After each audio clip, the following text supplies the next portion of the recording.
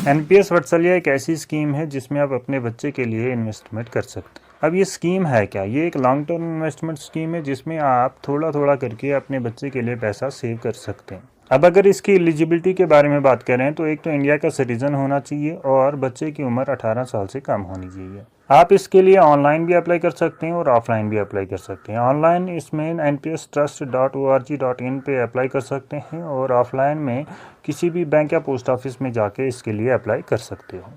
इसमें अप्लाई करने के लिए जिन डॉक्यूमेंट्स की ज़रूरत पड़ेगी वो बच्चे की डेट ऑफ बर्थ सर्टिफिकेट और उसके फ़ोटोग्राफ्स होंगे और साथ में जो भी गार्डियन होंगे उनका आधार कार्ड और पैन कार्ड इसमें ज़रूरत पड़ेगा।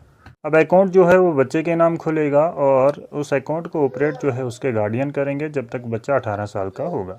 अब बात अगर इसकी कंट्रीब्यूशन की करें तो जब आप अकाउंट खोलेंगे तो आपको मिनिमम 250 रुपये अकाउंट में जमा करना पड़ेगा और उसके बाद आप अपनी मर्ज़ी के मुताबिक पैसे जमा कर सकते हैं। चाहे आप मंथली जमा करना चाहें, क्वार्टरली करना चाहें या जब भी आपके पास पैसे हो उस टाइम आप इसमें अपना कंट्रीब्यूशन कर सकते हैं।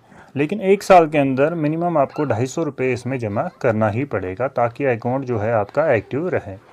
जब तक बच्चे की उम्र 18 साल हो तब तक आपको इसमें कंट्रीब्यूट करता रहना पड़ेगा। अब फ़र्ज़ करें कि आपको इस वक्फे के दौरान कुछ पैसे की ज़रूरत पड़ती है तो आप इसमें से पैसा निकाल सकते हैं। लेकिन कितना पैसा निकाल सकते हैं?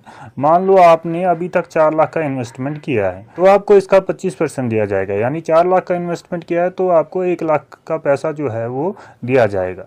लेकिन किस लिए दिया जाएगा? या तो बच्चे की पढ़ाई के लिए दिया जाएगा या फिर अल्लाह ताला ऐसा न करे कि बच्चा बीमार हो और कुछ सीरियस प्रॉब्लम है तो उसके लिए भी पैसा दिया जा सकता है। अब एक अहम सवाल है कि ये पैसा कितनी बार दिया जाएगा। तो 18 साल तक की उम्र तक ये पैसा सिर्फ आप 2 बार निकाल सकते हैं। जो आपने कंट्रीब्यूट किया होगा उसका 25% आप निकाल सकते हैं। अब 18 साल की उम्र के बाद क्या हो सकता है? तो 18 साल की उम्र के बाद या तो आप इसको एक्सटेंड कर सकते हो 18 से 21 साल के लिए, और अगर आपने इसको एक्सटेंड कर दिया 3 साल के लिए और तो आप इन 3 सालों में भी 2 बार पैसा निकाल सकते हैं और वो भी उन्हीं केसेस के लिए निकाल सकते हो और सिर्फ 25% ही निकाल सकते हो। 18 साल की उम्र के बाद एक और ऑप्शन आपके पास ये होगा कि आप इसको एक्सटेंड कर सकते हो 60 साल तक की उम्र के लिए, और अगर आपने इसको 60 साल तक की उम्र के लिए एक्सटेंड किया तो इसमें कुछ चेंजेस होंगी। एक तो इस अकाउंट को बच्चा खुद ऑपरेट करेगा और साथ में यह अकाउंट जो है कन्वर्ट हो जाएगा रेगुलर एनपीएस टायर फर्स्ट के अकाउंट में। एक और ऑप्शन ये है आपके पास कि आप इसको 18 साल की उम्र के बाद एग्जिट करना चाहते हैं, और अगर आपने इसको 18 साल की उम्र के बाद एग्जिट किया तो क्या होगा? मान लो आपने जो भी अभी तक जो आपका पैसा बना है वो 10 लाख है, तो 10 लाख में से आपका 80% यानी 8 लाख रुपए जो है वो आपको दिया जाएगा। अब सवाल ये है कि जो बचा 20% है उसका क्या होगा? मान लो आपका 10 लाख का पैसा बना था और उसका जो 20% है यानी 2 लाख रुपये जो है उसका क्या होगा? तो उसमें आपको एन्युटी खरीदनी पड़ेगी। अब ये एन्युटी जो है ये है क्या? जिस तरीके से आप मोबाइल के प्लान्स जो हैं वो लेते हैं, 700 का प्लान होता है, 800 का प्लान होता है, 1000 का प्लान होता है और हर एक प्लान में अलग अलग चीज़ें मिलती हैं, उसी तरीके से एन्युटीज़ होती हैं। अब इसमें पेंशन्स, क्या आप सिर्फ खुद के लिए पेंशन लेना चाहते हैं या आपकी डेथ के बाद आपके स्पाउस को भी पेंशन मिलनी चाहिए या फिर नॉमिनी को भी पेंशन मिलनी चाहिए? तो इस तरीके की एन्युटीज़ होती हैं। साथ में आप इसमें ये भी डिसाइड कर सकते हैं कि आपको जो पेंशन है वो किस तरीके से चाहिए, यानी मंथली चाहिए या क्वार्टरली चाहिए या एनुअली चाहिए। ठीक इसी तरीके से अगर आप 60 साल तक एक्सटेंड करते हैं तो 60 साल के बाद भी आपको पेंशन इसी तरीके से चूज़ करनी पड़ेगी और किस तरीके से मिलेगी, कितनी मिलेगी वो आप डिसाइड कर सकते हैं।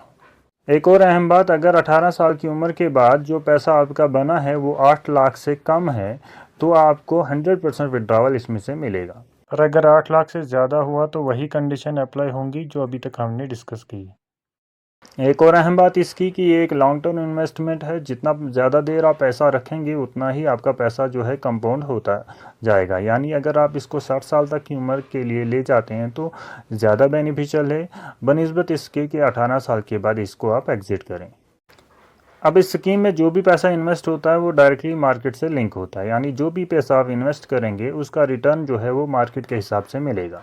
इस तरीके की और भी बहुत सारी स्कीमें हैं। एक स्कीम जो है वो सुकन्या समृद्धि स्कीम है।